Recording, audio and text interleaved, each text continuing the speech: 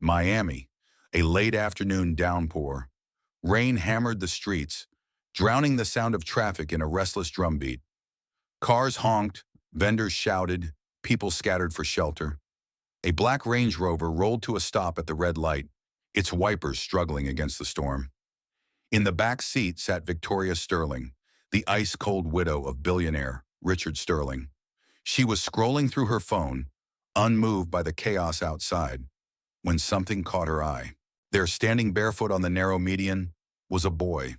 He couldn't have been more than 13, skinny, soaked to the bone.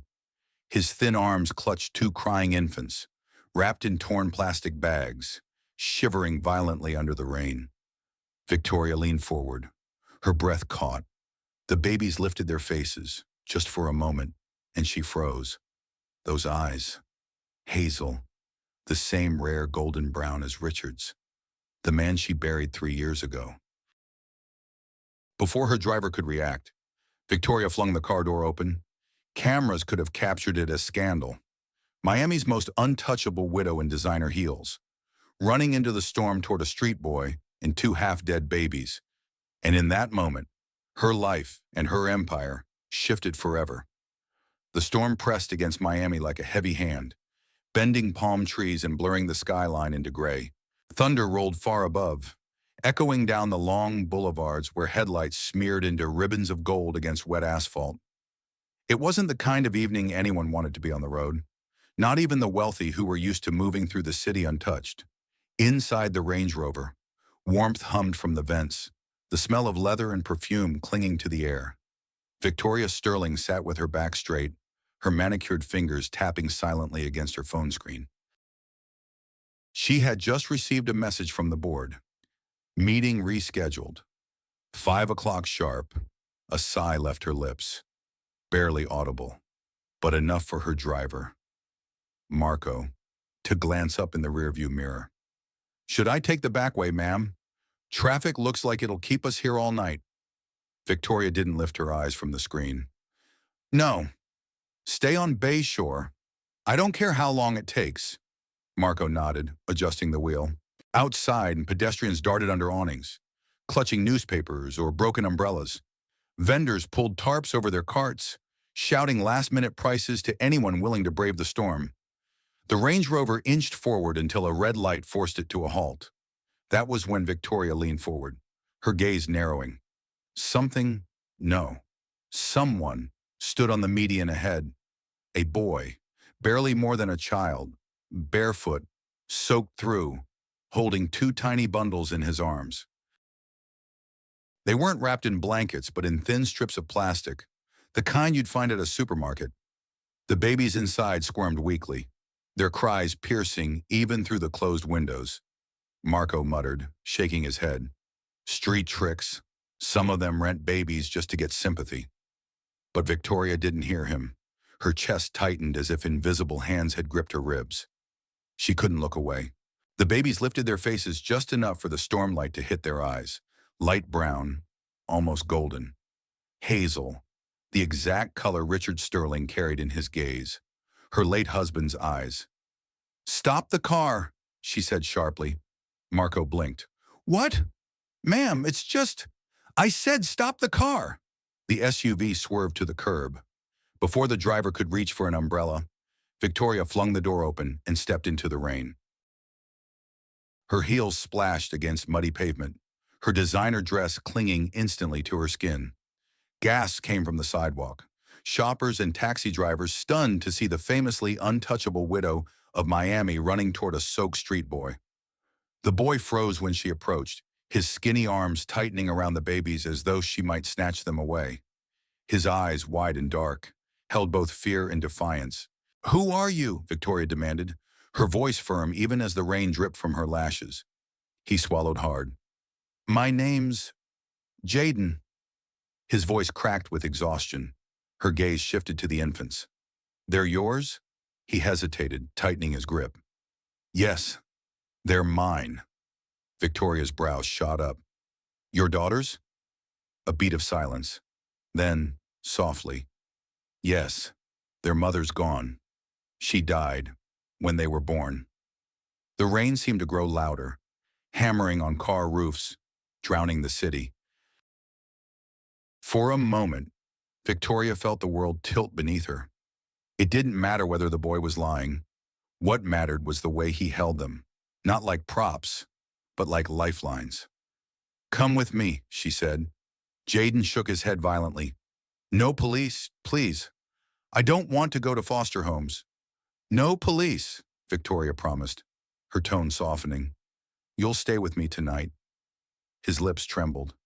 He glanced at the twins, then back at her, and finally nodded. Minutes later, inside the Range Rover, the heat blasted as Marco drove carefully through the storm. Jaden sat rigid, his wet clothes dripping onto the leather seats. He stared at the glowing dashboard like it belonged to another world. On Victoria's lap, the babies were wrapped in her cashmere scarf, their cries fading into weak breaths. Victoria didn't speak. She couldn't. Her eyes never left their faces, the same delicate curve of eyelids, the same faint hazel shimmer Richard had once promised would be passed down if only they could conceive. For 10 years she had prayed, tried treatments, endured the whispers of pity from society women who hid their glee at her childless marriage. And yet here they were, 2 children with his eyes, cradled in her arms. When the car finally turned into the private drive of Sterling Manor, Jaden's jaw fell open. The mansion rose out of the rain like a white fortress, flanked by towering palms and a gate that whispered wealth with every slow swing. He whispered, almost to himself, You live here?" Victoria didn't answer. She simply stepped out, clutching the babies, her heels clicking against marble steps slick with water. Staff rushed forward with umbrellas, but she snapped, "Don't touch them." Confused, they withdrew. Inside, the air smelled of lemon polish and candle wax. A chandelier glittered above marble floors. Jaden froze at the threshold, staring at his own reflection in the polished stone. Skinny, dirty, mud dripping from his feet. "I'm dirty," he whispered. Victoria pulled a towel from a cabinet and tossed it to him. "Wipe your feet, then come in." He obeyed. For the first time in hours, the twins' cries softened into tiny hiccups as warmth enveloped them. Victoria laid them gently on a velvet sofa, stripping away the damp plastic. Their fragile bodies trembled under her scarf. A housekeeper rushed in. "Yes, ma'am. Hot water now. And call Dr. Reynolds immediately. Tell him to bring everything he needs." Jaden crouched beside the sofa, brushing water from one baby's cheek. "This one's Ava," he said softly. "The other's Aria." Victoria repeated the names under her breath, tasting them, testing them. Ava, Aria. They didn't feel foreign. They felt inevitable. Moments later, Dr. Reynolds arrived, tall, middle-aged, his bag clinking with instruments. He examined the babies, his face grave. "Cold and hungry, but no infection yet. They'll need fluids and rest." "Do it," Victoria ordered. As the doctor worked, she turned to Jaden. "How long have you been caring for them?" "Since they were born," he said. His voice shook, but not from fear, just fatigue. "I feed them whatever I can find. Bread, pap, sometimes milk if I get money." "So, where do you sleep?" "At the church, under the shed. We were there until last night. Then the rain came." Victoria's jaw tightened. She glanced at the babies again, tiny chests rising and falling, hazel eyes fluttering beneath half-closed lids. Richard's eyes. Later, long after the doctor had finished and the staff set up a crib in the guest room, Jaden fell asleep on a small couch, curled like an orphaned cat. But Victoria did not sleep. She stood in her bedroom, staring at the rain streaking down the glass. Her late husband's ghost filled the silence. Richard Sterling, the man who had sworn children didn't matter, who told her she was enough, the man who had left her barren nights filled with tears and guilt.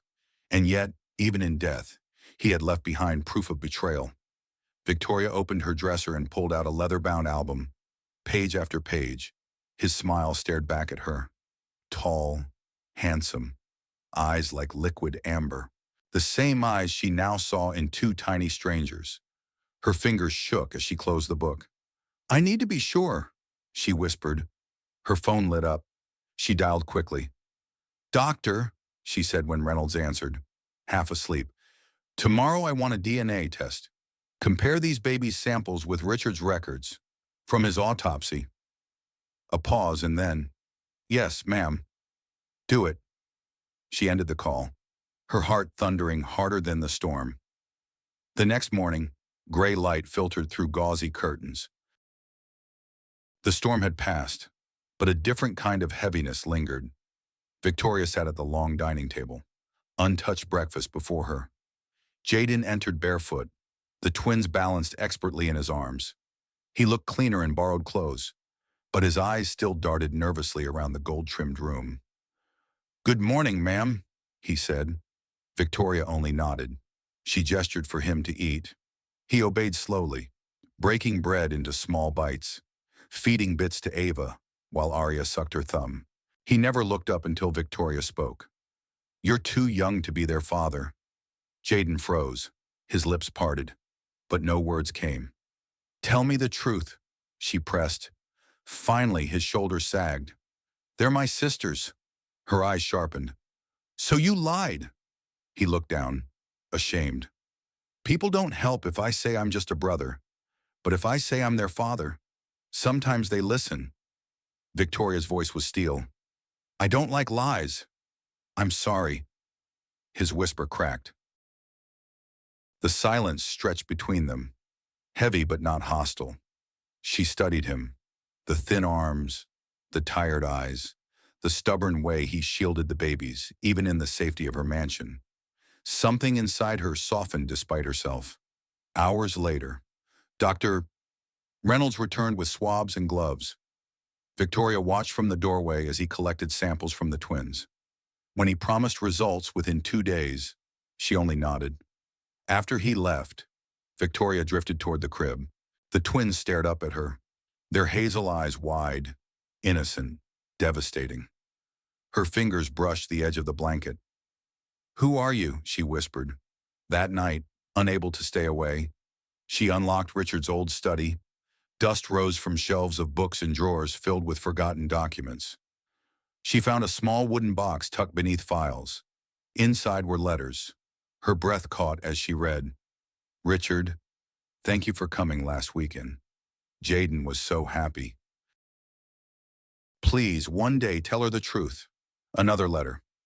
"I don't expect anything, but I want you to know your children deserve to be known. Toby, no, Jaden, asks about you every day." Victoria's hands trembled. She closed the box sharply, her chest tight with rage and grief. Upstairs, Jaden was asleep on the rug beside the crib, one hand draped protectively over his sister's. His chest rose and fell in slow rhythm, but even in sleep his arm never moved from the babies. Victoria stood in the doorway watching them, her heart a battlefield. She whispered into the silence, "If they are his, then they're mine, too." And with that, part one closed, not with resolution, but with the unbearable weight of questions. By the next sunrise, answers would begin to arrive, and with them, a storm fiercer than any Miami rain. Morning crept slowly into Sterling Manor. The storm had broken, but the sky remained heavy. Low clouds draped across the city like a veil that refused to lift. Inside, silence reigned. The kind of silence that comes after revelation, but before decision. Victoria Sterling sat alone at the dining table, her untouched breakfast cooling on the porcelain plate. Her fingers were clasped tightly, knuckles white against the mahogany surface. She hadn't told anyone, not Jaden, not the staff, not even the board, about what she ordered last night. The DNA test. Her phone buzzed softly on the table. She didn't move. Not yet. A soft shuffle of feet broke the quiet. Jaden appeared in the doorway, The twins balanced carefully in his thin arms. He had washed, his oversized shirt tucked awkwardly into borrowed trousers. The babies looked better, clean, warm, their cheeks flushed with color instead of pale exhaustion. Ava sucked her thumb. Aria's head rested against his shoulder. "Good morning, Aunt Ma'am," Jaden said carefully. Victoria looked up, her expression unreadable. "Sit." He obeyed, lowering himself at the far end of the long table. He placed the babies in a folded blanket at his feet and waited. His eyes flicked toward the toast and eggs before him, but he didn't reach. "You can eat," Victoria said. He hesitated. "Are you sure?" "There's more in the kitchen." "Eat." He obeyed slowly, breaking bread into small pieces, feeding bits to Ava before slipping some into his mouth. Victoria studied him, the way his hands trembled less today than yesterday, the way he fed his sister before himself. Her voice cut through the clinking of cutlery. "You're too young to be their father." Jaden froze. He looked up, panic flickering across his face. "Tell me the truth." The boy's shoulders sagged. His voice dropped to a whisper. "They're my sisters." Her eyes narrowed. "So you lied." He nodded slowly. "People don't help if I say I'm just a brother. But if I say I'm their father, sometimes they listen." Victoria's gaze hardened. "I don't like lies." "I'm sorry," he whispered, his voice cracking. The silence stretched between them. Yet beneath her steel, something inside Victoria shifted.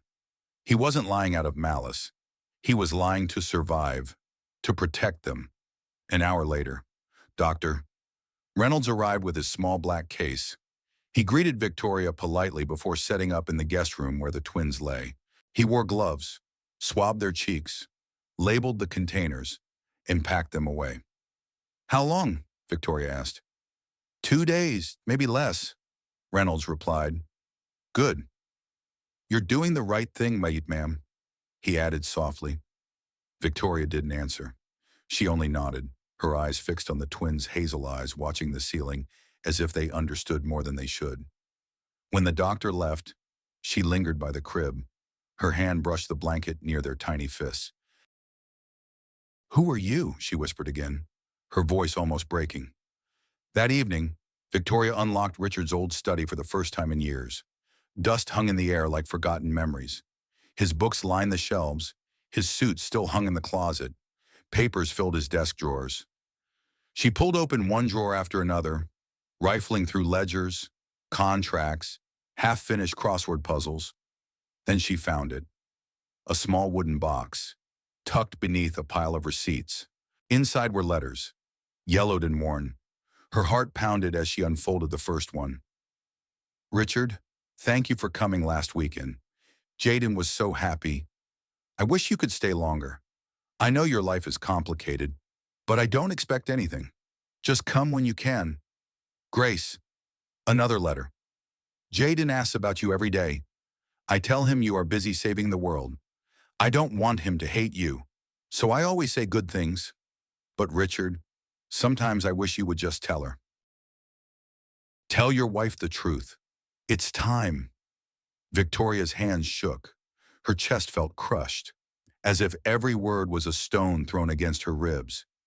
She dropped the letters back into the box, her breath ragged. Richard had lied. For years, while she cried herself to sleep over failed treatments, while she believed she was the problem. He had a son, and later, twin daughters. That night, she couldn't sleep. She paced her room, replaying every word Richard had ever told her. "We're in this together. You're enough for me. We don't need children to be happy." Lies. Every one of them. By morning, she sat rigid in her office, staring at the unopened brown envelope that Dr. Reynolds had delivered earlier than expected. Her name was written neatly across the front. Her hands trembled as she broke the seal. DNA match confirmed. Probability of paternity, 98%. The room spun. She dropped the paper onto her desk, staggered to her feet, and pressed her hands against her temples. "They're his," she whispered. "They're really his. Tears blurred her vision, but she didn't wipe them away. For the first time in years, she let herself sob, not the quiet tears of loneliness, but the guttural, broken sobs of betrayal. Later that night, she sat with Jaden on the couch. The twins slept in their crib nearby. Neither spoke at first. Then she turned to him. Jaden, did you ever meet your father? He nodded slowly. He used to come with presents. Never stayed long. Mom said he had another life, but he came when he could. Did he tell you his name? Yes. He said he was Mr. Richard. Victoria's chest tightened. She swallowed hard. Do you have any pictures? Jaden nodded. He pulled a crumpled photograph from a plastic bag at his side. Victoria unfolded it carefully. There he was, Richard Sterling, smiling beside a woman Victoria recognized instantly from the letters. Grace Carter. Between them stood a younger Jaden, grinning. Her hand trembled as she dropped the photo onto her lap. She couldn't breathe. She stood, walked to the window, and stared at the city lights until her tears dried into salt on her cheeks. The following afternoon, Victoria made a call. Her voice was steady, though her heart raced. Mr. Fullerin, I want everything on a woman named Grace Carter. Lived in Inyugu, taught at St. Luke's Primary, died 2 years ago giving birth to twins. I want neighbors, colleagues, everything, and I want it today. The investigator didn't ask questions. You'll hear from me before evening. That evening, true to his word, Fullerin called back. She was respected, quiet, never married, lived in a one-room apartment behind the school. Neighbors said she only had one visitor, a man with a big car, from the city. She died giving birth. Complications. The boy, Jaden, refused the orphanage, said he'd take care of his sisters himself. Victoria's eyes burned. She pictured it vividly, a boy of 11 or 12, standing outside a church in the rain, cradling 2 newborns, refusing to let strangers take them. Did she ever try to contact me? Victoria asked. No record, but one letter was found in her things. It said, tell your wife the truth. Richard, it's time. Victoria closed her eyes. It was all real. Grace Carter wasn't a fling. She was a woman of quiet strength, who never begged, never demanded, who raised a son alone and died bringing 2 more lives into the world. That night, Victoria found Jaden in the garden rocking Ava in his arms. The twilight painted his thin frame gold. Arya played nearby, giggling softly. Can we talk? She asked.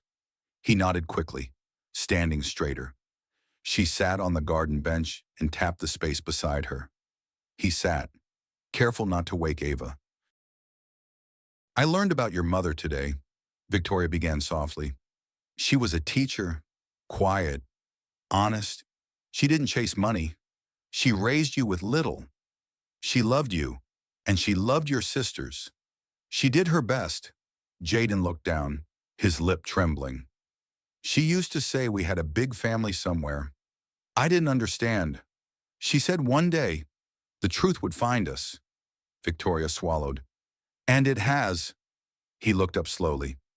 You're my stepmom? The word landed like a stone in her chest. She paused and then nodded. Yes, I suppose I am. I'm sorry, he whispered. For what? For everything. For the trouble. Victoria shook her head. You did nothing wrong. He looked at her face, his eyes widening. You're crying. She turned away quickly, wiping her cheek. I'm not. He smiled faintly. I just wanted to keep them safe. That's why I lied. That's why I begged. I didn't want them to suffer. Victoria placed a hand gently on Ava's back. They won't suffer anymore. Not while I'm here. That night, alone in her bedroom, Victoria stared at her reflection in the mirror. For years she had been stone, untouchable, cold, polished, but the cracks were showing. She remembered prayers whispered in the dark, IVF treatments that failed, Richard's comforting lies. And now she was surrounded by the children he had with another woman. Her chest tightened. The pain was sharp, but beneath it was something she hadn't felt in years. Possibility. The next morning, when she found Jaden already awake, dressing the twins, she asked the question that would change both their lives. Jaden, how would you feel if you never had to sleep under the rain again? He looked at her, confused. You mean us stay here forever? Not just stay, live here, go to school, be safe. Let them grow here too. His lips parted, his eyes filled with tears. You? You want us to live here? If you want to, he didn't answer. Instead, he dropped to his knees, covered his face with his hands, and sobbed. Victoria knelt beside him, pulling him into her arms. His small frame shook against her chest. You're not alone anymore, she whispered. I promise. And though she didn't know it yet, that promise would ignite a war, because beyond the gates of Sterling Manor, whispers had already begun, among staff, in boardrooms, across high society, whispers that would soon reach the ears of Charles Sterling, Richard's elder brother. And when they did, the battle for the Sterling Empire would truly begin. The first whispers slipped out of Sterling Manor before Victoria even realized. A mansion like hers was never truly silent. Guards talked to drivers. Drivers talked to housekeepers. Housekeepers talked to their cousins. And once words reached the street, they raced faster than fire on dry grass. By Sunday afternoon, the gossip had made its way through Miami's wealthiest circles. Victoria Sterling had taken in a street boy and 2 babies. More than that, the whispers claimed the children were Richard Sterling's secret heirs. Victoria didn't need to open a newspaper to know the story had escaped. She could feel it in the eyes of her staff, in the hesitant way they moved, in the stares that lingered a little too long. But she wasn't prepared for what came next. 3 black SUVs rolled through the front gates without warning. Engines hummed like threats. Her head of security called her immediately. Ma'am, it's Charles Sterling. He's here, with 2 of his cousins. Victoria closed the leather-bound journal she had been reading in her private lounge. She set her teacup down with a steady hand, even though her pulse quickened. Let them in, she said calmly. Moments later, the front doors opened with a heavy thud. Charles Sterling entered first, a bulky man with a barrel chest and a voice sharp enough to cut glass. He didn't wait to be announced. His younger cousins followed close behind, both wearing traditional abatas, sunglasses still on indoors as though shielding themselves from the truth they didn't want to see. Victoria remained seated. She crossed her legs and looked at them from her velvet chair, her expression calm but her eyes cold. Good afternoon, she said. Charles didn't bother with pleasantries. We need to talk. I assume that's why you barged into my home, one cousin hissed, rolling his shoulders. So it's true. Victoria tilted her head. What exactly is true? Charles paced slowly around the room, his polished shoes echoing against the marble floor. He moved like he owned the space, as if the house itself bent under his presence. You brought a boy into this house, Charles said finally. A boy with 2 babies. And now people are saying they belong to Richard. Victoria's gaze didn't falter. Charles's eyes narrowed. Is it true? Without a word, she reached for a file on the side table. She slid it across the polished surface toward him. Read for yourself. Charles snatched it up, flipped to the first page. His jaw tightened as his eyes moved across the DNA report. His face didn't change, but his thick fingers clenched the paper until it crumpled. Where did you find them? He asked. In the rain, Victoria replied coolly. Begging for food. Charles slammed the file shut. And you brought them here? Just like that? They are Richard's children, she said firmly. That doesn't mean they're yours. His finger jabbed toward her like an accusation. Victoria rose slowly from her chair, her height and composure forcing silence into the room. They carry his blood. That means they carry part of mine, too. The other cousin stepped forward, his voice tight with false respect. Madam Sterling, with all due respect, this is dangerous. These children, this boy, they could destroy everything. I know exactly what's at stake, Victoria replied. Her voice dropped low. Dangerous. Charles dropped into a chair at last, but his posture screamed dominance. Do you have any idea what people are saying? That you've lost your mind? That you're about to hand everything over to strangers? They are not strangers, Victoria snapped. They are his children, the ones Richard hid from me, the ones none of you lifted a finger to find after his death. The room fell silent, her words slicing through the air.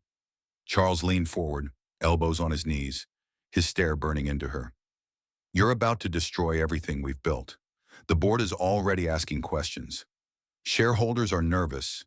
This family cannot survive scandal like this.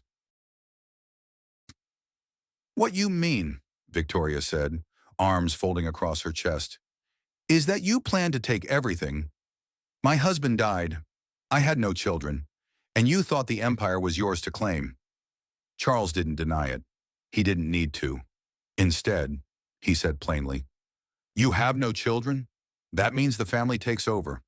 That's how it's always been done. Not anymore, Victoria said. The younger cousin laughed bitterly. So you want to name the boy heir? A street boy? A beggar? Jaden is not just some street boy, Victoria shot back. He is Richard's son, which makes him more rightful than any of you. The cousin scoffed. He doesn't even know how to hold a spoon properly. Then he'll learn. Charles's jaw clenched.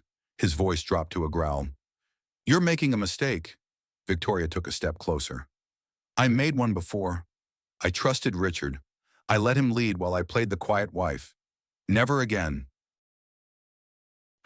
Charles stood abruptly, his bulk casting shadow across her face. We'll fight this in court, in the press, in the boardroom. Whatever it takes. Her eyes didn't waver. Go ahead, but you'll lose. Because unlike you, I have the truth. He pointed a thick finger at her one last time. You'll regret this, Victoria. She raised her chin. No, Charles, you will regret underestimating me.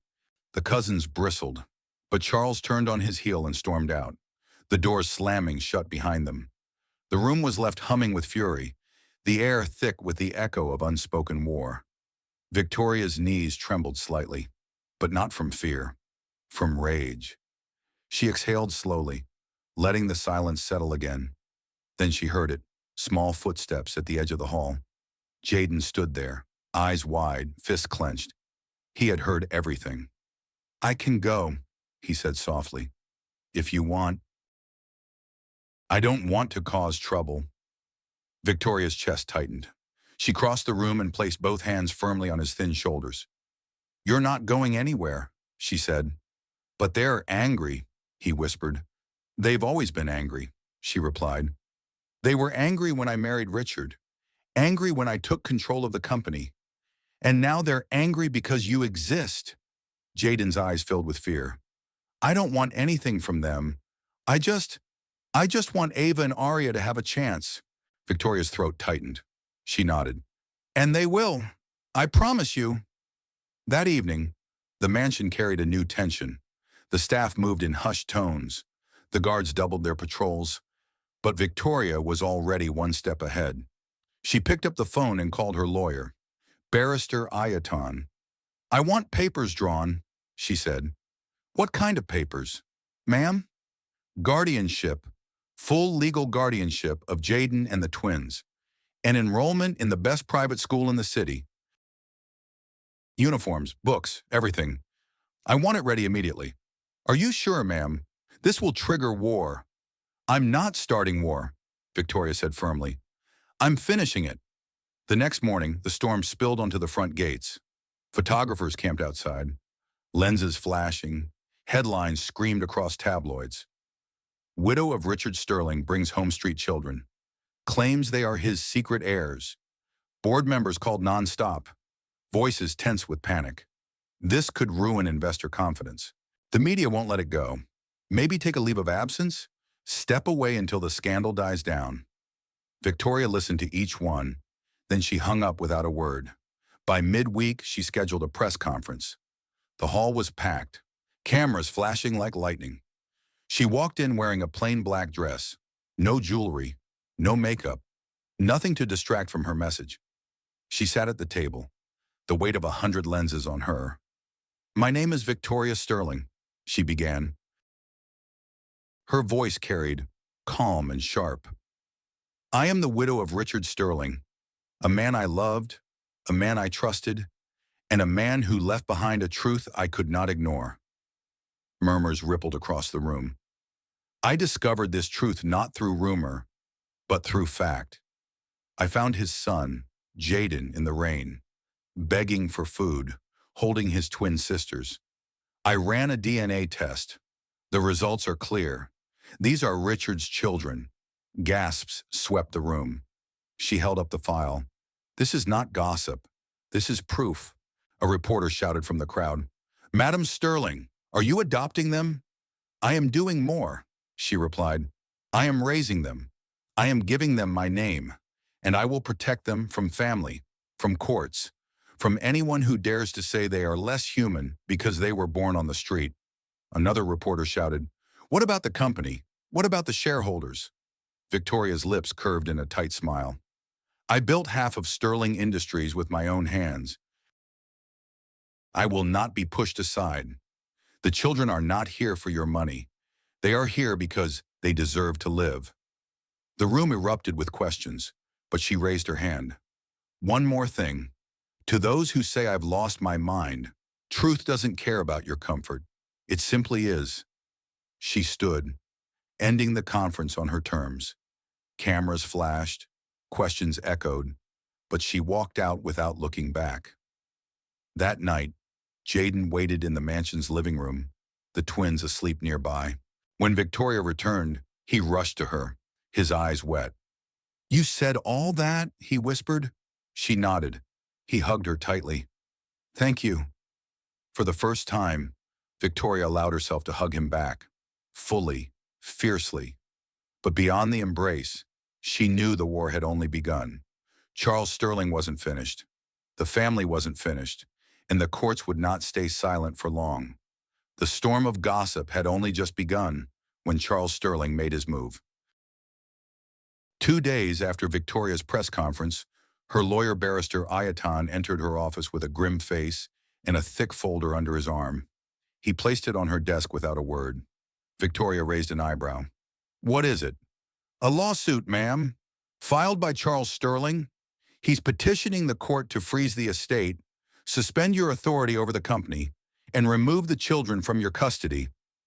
Victoria's jaw tightened. She pushed the folder open. The bold letters leapt from the page. "Petition to remove guardianship on grounds of emotional instability and reckless behavior." Her eyes narrowed. "Emotional instability?" Ayatan's lips pressed thin. "They're arguing that grief has clouded your judgment, that you're making irrational decisions, putting billions of dollars at risk."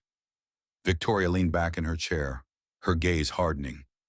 "And they're not wrong that grief changes a person, but grief is not madness. It's clarity. And I will prove it." The courthouse was packed on the morning of the hearing. The media lined the steps outside, their cameras flashing relentlessly. Reporters shouted questions as Victoria stepped out of her black sedan, her navy suit crisp, her heels clicking with authority. Behind her, Barrister Ayatan carried a briefcase, calm and composed. Inside, the air was thick with tension. Journalists filled the gallery, pens scratching across notepads.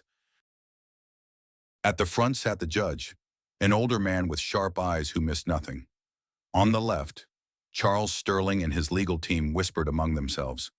On the right, Victoria sat with Ayatan, her back straight, her expression unreadable. When the judge entered, the room rose. "Court is now in session." Charles's lawyer, a tall man with a booming voice, stood first. "My Lord Vicky, we are here to protect the legacy of the late Richard Sterling. The woman before you, while grieving, has acted recklessly. She has taken in unknown children off the street based on rumors and sentiment. She now seeks to hand over control of billions of dollars to strangers for the sake of the family, the company, and society. We ask that her authority be suspended and that the children be placed in proper state custody until their identity can be verified. The gallery murmured. Pens scratched faster. The lawyer's words had landed with force. The judge nodded slowly. Response? Barrister Ayatan rose. He carried no theatrics, only quiet confidence. My lord, there are no strangers here. There is proof. He lifted a document high enough for the gallery to see. Scientific proof. DNA results. Legally verified, confirming with 99.98% certainty that Jaden Carter, Ava Sterling, and Aria Sterling are the biological children of the late Richard Sterling. Gas rippled through the courtroom. Cameras clicked furiously. Ayatan continued, But my lord, this case is not about DNA alone. It is about family. Is family merely a name on paper, or is it sacrifice, care, and love? Because in that sense, Madam Sterling is already their mother. She has provided them shelter, food, medical care, and most importantly, safety, something they had none of before she found them. He placed the DNA results on the table before the judge. This is not rumor. This is fact. The judge's eyes flicked between the two sides. His face revealed nothing. I will review the documents, he said finally. Ruling in 3 days. Court adjourned. The gavel struck. The room erupted into chaos. Reporters shouting, family members whispering angrily, cameras flashing. Victoria remained seated for a moment, gathering her composure. Then she rose, lifted her chin, and walked out of the courtroom without a single glance at Charles. Back at the mansion, Jaden rushed to meet her at the door. His eyes searched her face anxiously. How did it go? He asked. Victoria forced a small smile. We'll know soon. He hesitated. If they take us away, no one is taking you, she said firmly, gripping his shoulders. Do you hear me? No one. Jaden nodded, but she could see the fear lingering in his eyes, and that broke her more than any courtroom could. That night, Victoria couldn't sleep. She sat by the twins' crib, watching them breathe, their tiny chests rising and falling like fragile waves. She remembered the years of emptiness, the nights she blamed herself for failing to give Richard children, the countless treatments that ended in disappointment, and now, here they were, proof that she wasn't the problem, proof that Richard had deceived her, all while building another family in secret. Her chest tightened. But when she looked at Ava and Arya's peaceful faces, the anger melted into resolve. They didn't choose this. They didn't deserve to be abandoned a second time. She reached down and brushed a hand across their soft hair. No one will take you, she whispered. Not while I breathe. 3 days later, the courtroom buzzed like a hive. Every seat was filled, the gallery crammed with reporters, the air hot with anticipation. The judge entered, gavel striking. Court is in session. The room hushed. After a pause, the judge read from his notes. Having reviewed the DNA results, medical records, and witness statements, the court finds no reason to remove Madam Victoria Sterling from her legal guardianship of the minors in question. Her actions, though unconventional, have been determined to be in the best interest of the children. The gallery erupted. Reporters scribbled furiously. The judge continued. Furthermore, the estate remains under her control. The board of Sterling Industries is ordered to respect the family rights as they now stand. Case closed. The gavel fell with finality. For a moment, silence. Then Charles's lawyer leapt to his feet. We will appeal, my lord. Well, you are free to try, the judge said calmly, but the court has spoken. Victoria rose slowly, her expression calm but her chest pounding. She turned toward Charles, who glared at her with venom. Now what? She asked softly. His face twisted. You think this is over? She allowed herself a small, cold smile. No, Charles, but this time, it's my turn to win. Outside, reporters swarmed her, microphones thrust toward her face. Madam Sterling, are the children really Richard's? Is this about revenge against the family? Do you think you can hold on to the company? Victoria stopped, her gaze cutting through the chaos. I didn't fight for power, she said firmly. I fought for 3 children who were forgotten. One of them saved his sister's lives. Now I will spend the rest of mine saving his. With that, she walked past the cameras, her heels clicking like a drumbeat of defiance. At home, Jaden was waiting anxiously. When she entered, he rushed forward. You won? He asked, hope trembling in his voice. Victoria crouched down to meet his eyes. No, she said softly. We won. He threw his arms around her neck, holding on as though afraid she might disappear. The legal ruling was a victory, but it didn't end the war. The damage lingered like smoke after fire. In boardrooms across Miami, whispers grew. Investors called, nervous about the scandal. Tabloids printed her face alongside headlines that screamed, "Widow raises street heirs. Sterling fortune at risk." Some board members came to her directly, cloaking their greed and concern. Madam, with all due respect, perhaps step aside for a while. Let the scandal cool. Investors need stability.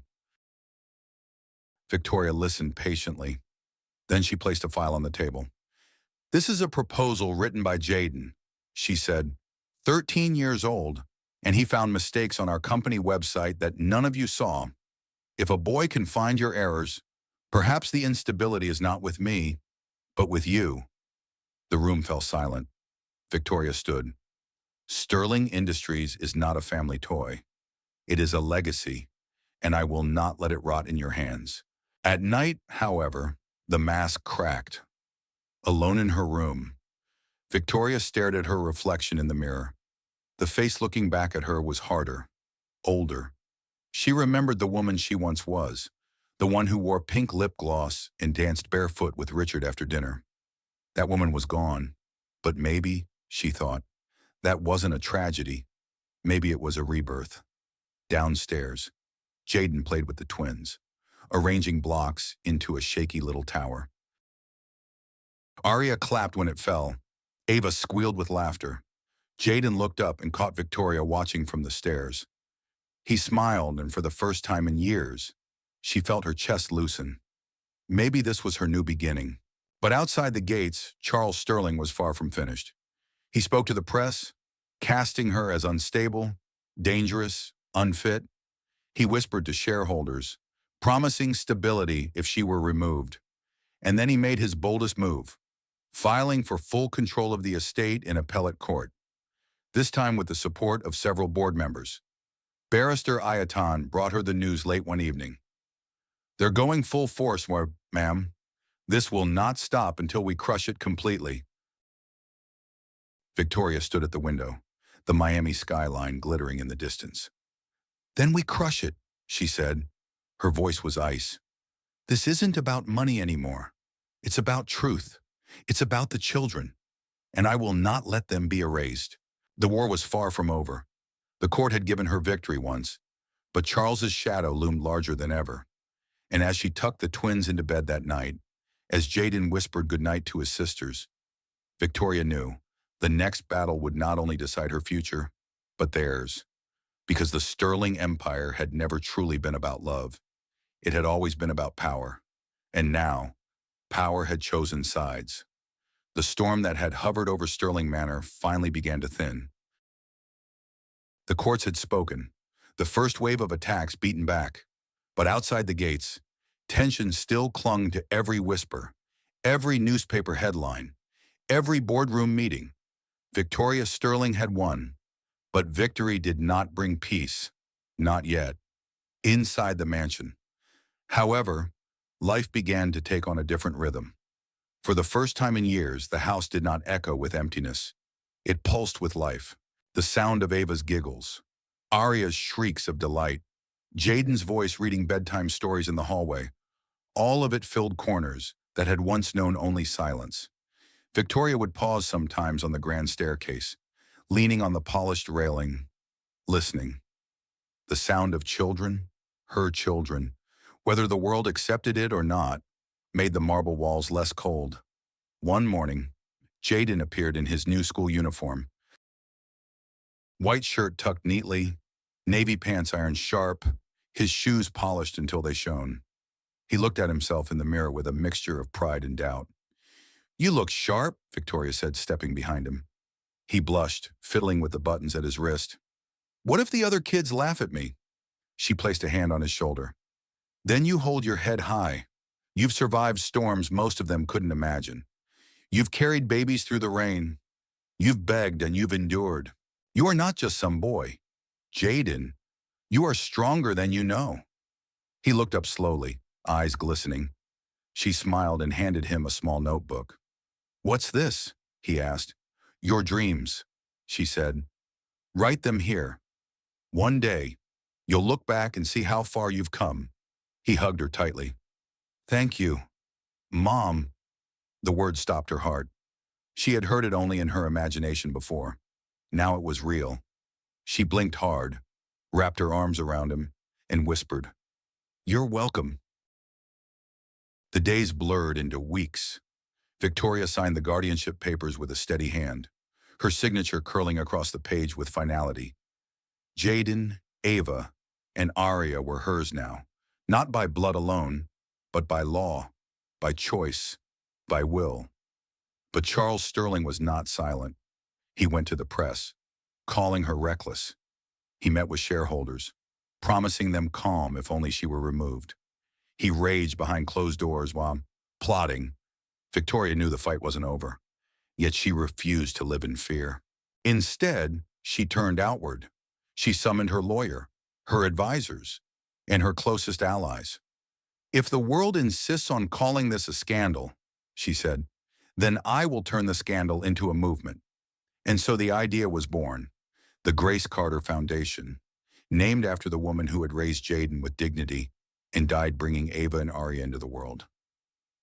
Preparations moved swiftly. Invitations were sent discreetly, not to gossip-hungry elites, but to teachers, doctors, social workers, mothers who knew what it meant to struggle alone.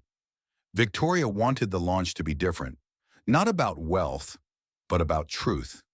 On the day of the launch, the hall shimmered with white curtains and soft music. Victoria stood at the podium in a simple green dress, her hair pulled back, no jewelry to distract from her words.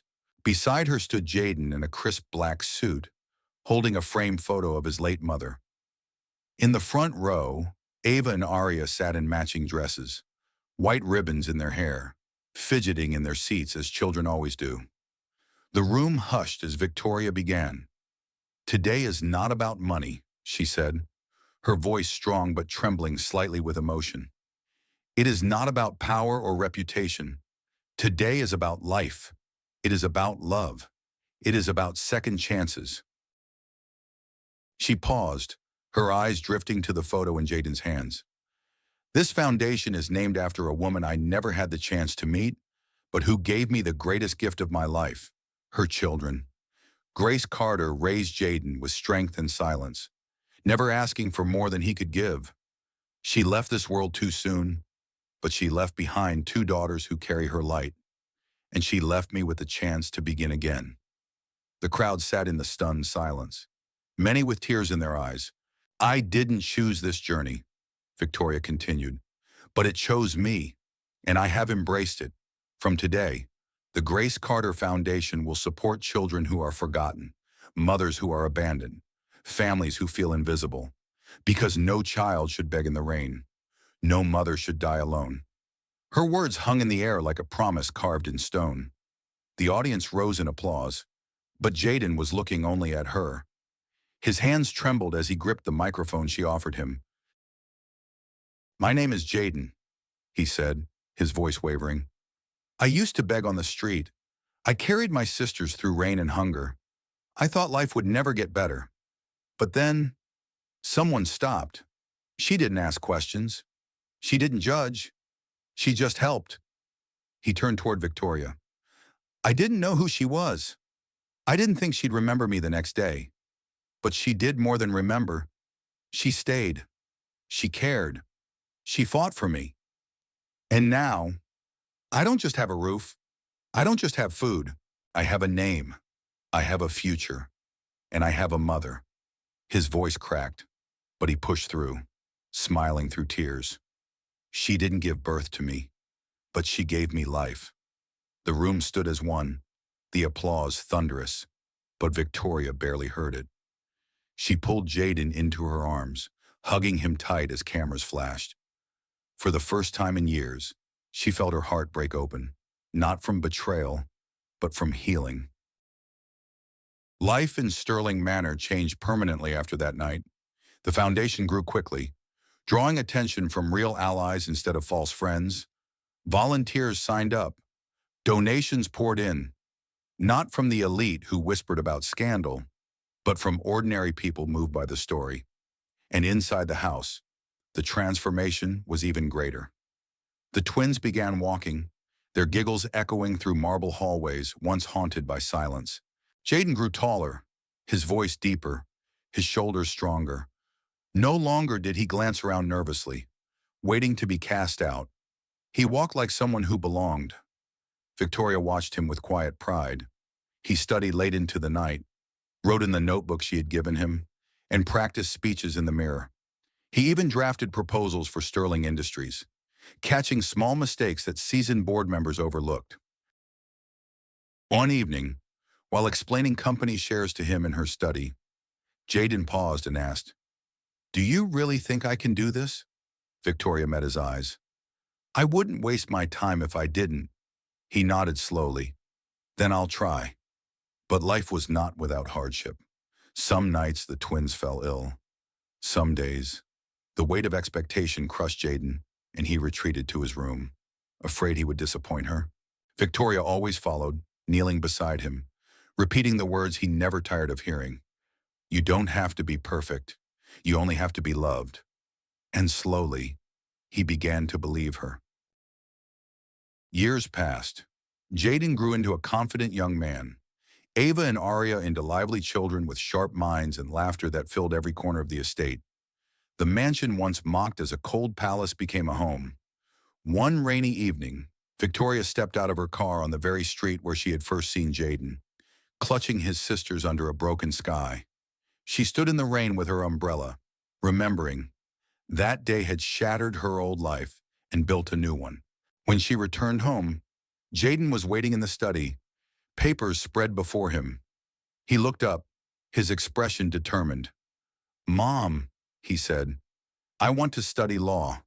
I want to fight for children like me. I want to fight for mothers like Grace." Victoria's chest swelled with pride.